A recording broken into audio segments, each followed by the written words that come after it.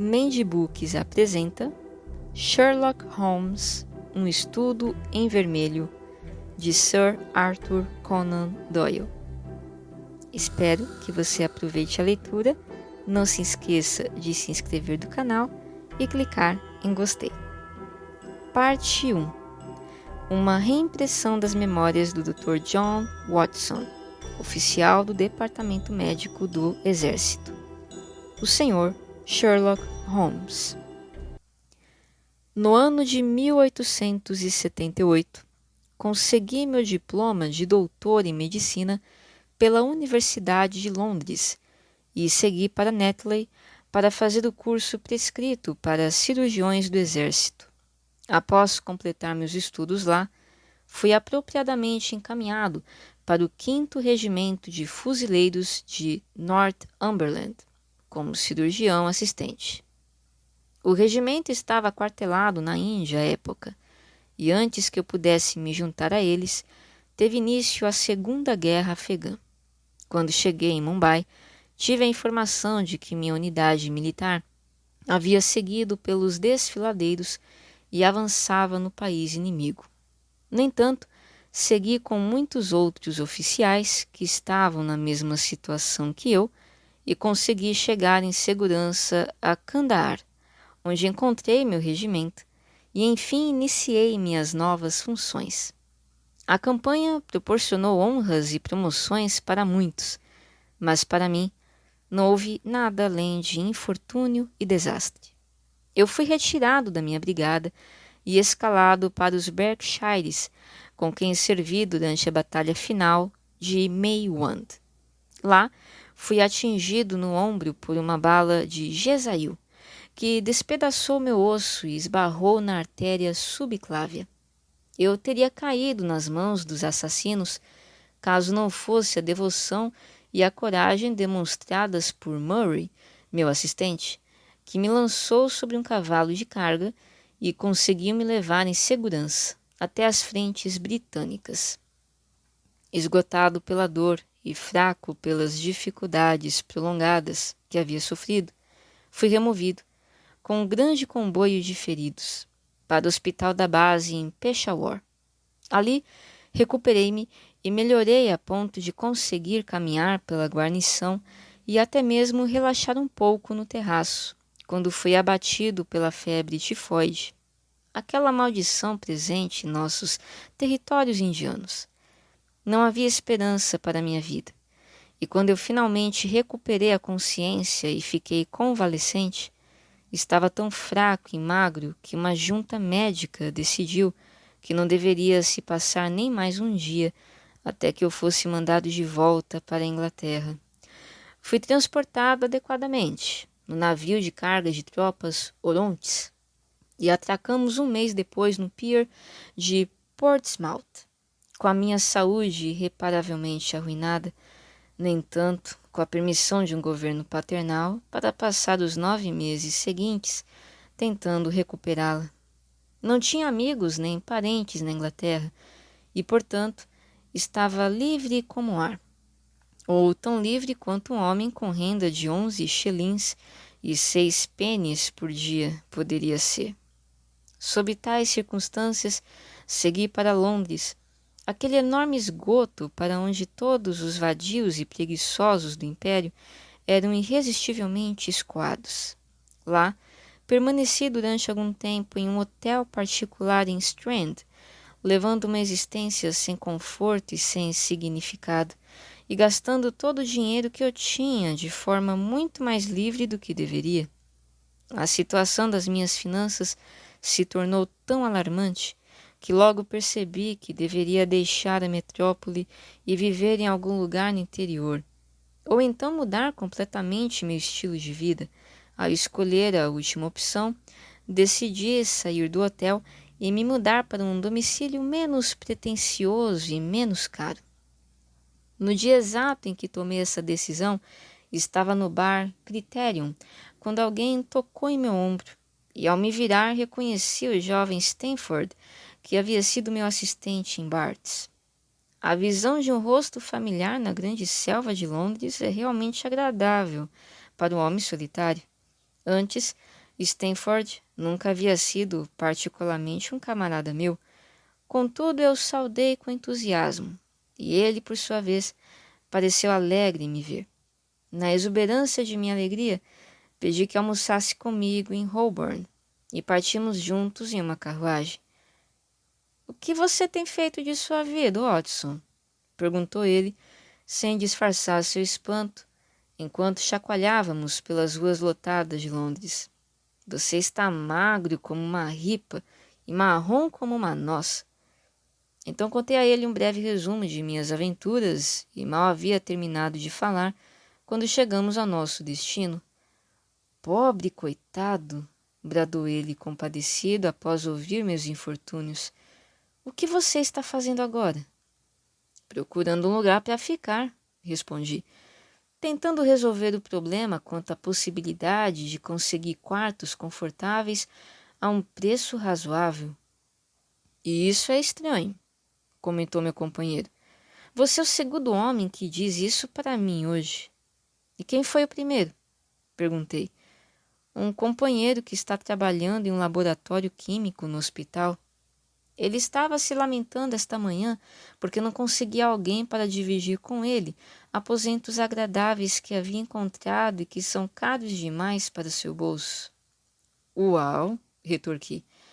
"Se ele realmente quer alguém para dividir os aposentos e as despesas, sou homem certo para isso.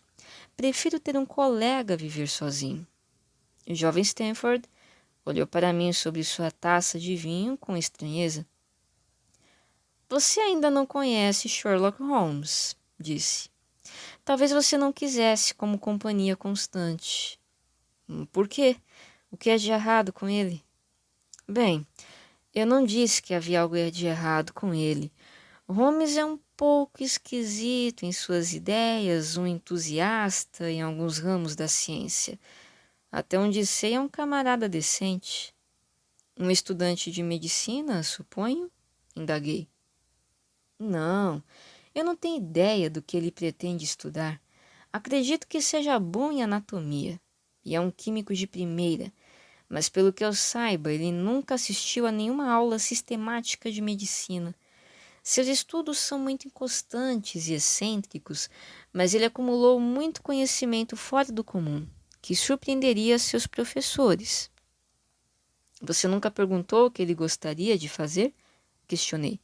"Não, não é fácil extrair informações dele, embora possa ser bastante comunicativo quando a ideia o atrai." "Não vou gostar de conhecê-lo", falei. "Se devo dividir um aposento com alguém, prefiro um homem de estudos e hábitos silenciosos. Ainda não estou forte o suficiente para suportar muito barulho ou animação. Eu já tive bastante de ambos no Afeganistão para ser o lembrete de minha existência natural. Onde posso encontrar esse seu amigo?" "Ele deve estar no laboratório", respondeu meu companheiro.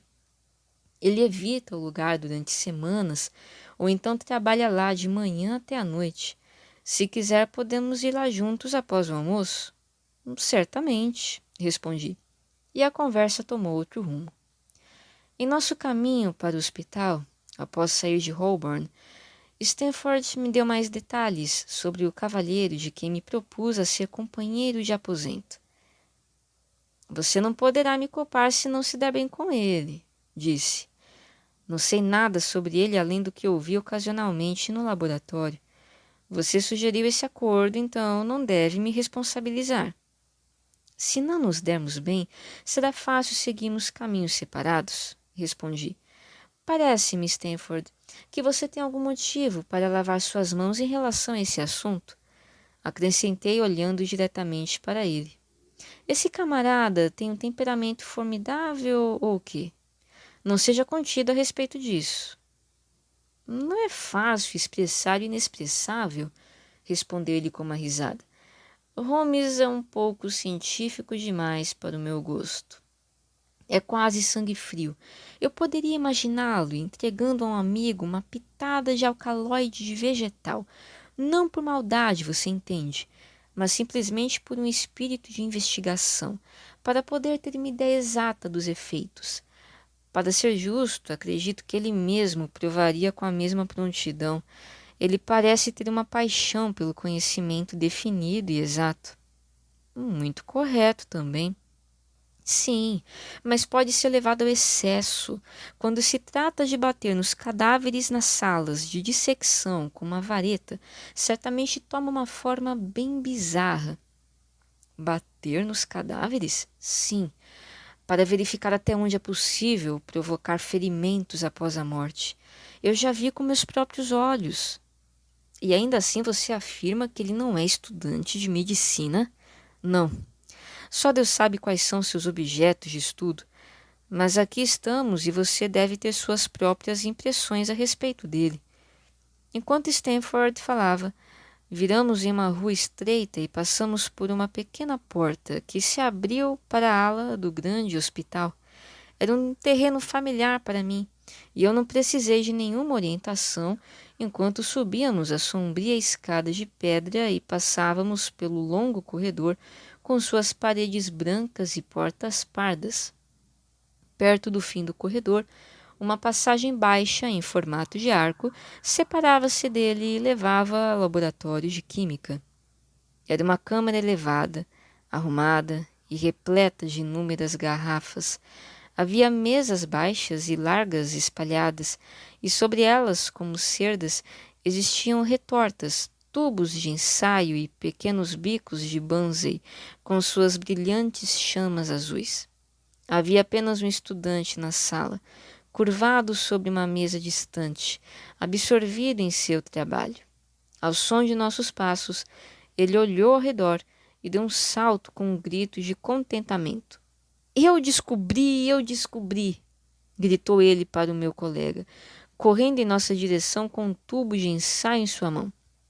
Eu descobri um reagente que é ativado pela hemoglobina e somente por ela. Se ele tivesse descoberto uma mina de ouro, seu rosto não demonstraria tanta felicidade quanto nessa hora. Dr. Watson, Sr. Sherlock Holmes, disse Stanford, apresentando-nos. Como vai? Perguntou ele cordialmente, apertando minha mão com uma força pela qual não teria lhe dado crédito. Percebo que você esteve no Afeganistão. Como você sabe disso? Indaguei espantado. Não importa, afirmou ele, sorrindo consigo mesmo. A questão agora é sobre a hemoglobina. Não há dúvidas de que você vê a importância de minha descoberta, certo? Quimicamente, é interessante, sem dúvida, respondi. Mas na prática... Bem, homem, é a descoberta médico-legal mais prática dos últimos anos. Você não vê que ela nos fornece um teste infalível para manchas de sangue? Venha até aqui agora. Em sua ansiedade, ele puxou-me pela manga de meu casaco e me levou até a mesa onde estava trabalhando. Vamos pegar um pouco de sangue fresco, disse, espetando seu dedo com uma espécie de agulha e extraindo uma gota de seu sangue com uma pipeta. Agora, acrescento esta pequena quantidade de sangue a 1 litro de água. Você irá perceber que a mistura resultante tem a aparência de água pura. A proporção de sangue não pode passar de uma parte para 1 milhão. Eu não tenho dúvidas, no entanto, de que poderemos obter a reação característica. Enquanto falava, ele lançou alguns cristais brancos no recipiente e então adicionou algumas gotas de um líquido transparente. Em um instante, o conteúdo ganhou uma cor de mogno pálido e um pó amarronzado acumulou-se no fundo do vidro. Ha! Bradou ele, batendo palmas e parecendo tão feliz quanto uma criança com um brinquedo novo. O que você acha disso? Parece ser um teste muito delicado, observei. Lindo, lindo! O antigo teste com guaiacum era mal feito e incerto. Então esta é a análise microscópica para glóbulos de sangue. O antigo teste é inútil se as manchas já existirem há pouco mais de algumas horas. Agora isso parece funcionar mesmo se a mancha de sangue for velha ou nova. Se esse teste tivesse sido inventado antes, centenas de homens que agora caminham sobre a terra já teriam cumprido a pena por seus crimes. De fato, murmurei. Os crimes se desdobram sobre aquele ponto. Um homem se torna suspeito de um crime talvez meses após tê-lo cometido. Suas vestes ou roupas são examinadas e há manchas amarronzadas nelas. São manchas de sangue, de lama, de ferrugem, de fruta? O que são? Essa é a pergunta que tem intrigado os especialistas. E por quê? Porque não havia um teste confiável. Agora temos o teste Sherlock Holmes e não haverá mais dificuldades. Seus olhos brilhavam enquanto falava, e ele colocou suas mãos sobre o coração e curvou-se como para uma plateia que o aplaudia, conjurada por sua imaginação. Você deve ser parabenizado, comentei surpreso por seu entusiasmo. Houve o caso de Von Bischoff, em Frankfurt, no ano passado. Ele certamente teria sido enforcado se esse teste já existisse. Teve também o caso Mason, de Bradford, e o notório Miller e Lefebvre, de Montpellier, e Sanson, de Nova Orleans. Eu poderia fazer uma lista de casos em que ele teria sido decisivo. Você parece ser um calendário de crimes ambulante, disse Stanford com uma risada. Você poderia começar um jornal com essas linhas. Chame-o de notícias policiais do passado. Poderá ser uma leitura muito interessante também, observou Sherlock Holmes, colocando um pouco de emplastro sobre a picada em seu dedo. Eu preciso tomar cuidado, continuou, virando-se para mim com um sorriso, pois mergulho minhas mãos em veneno. Ele mostrou a mão enquanto falava, e notei que estava salpicada com pedaços similares de emplastro e descolorida por ácidos fortes. Nós viemos aqui a negócios, disse Stanford, sentando-se em um banco alto, com 3 pés, empurrando outro banco em minha direção com seu pé. Meu amigo aqui quer um lugar para morar, e como você estava reclamando que não conseguia ninguém para dividir com você, pensei que seria melhor apresentá-los. Sherlock Holmes parecia encantado com a ideia de dividir seu aposento comigo. Estou de olho em uma suíte na Baker Street, disse ele, que seria perfeita para nós. Você não se importa com o cheiro de tabaco quente, não? Eu mesmo fumo sempre um tabaco de marinheiros, respondi. É o bastante.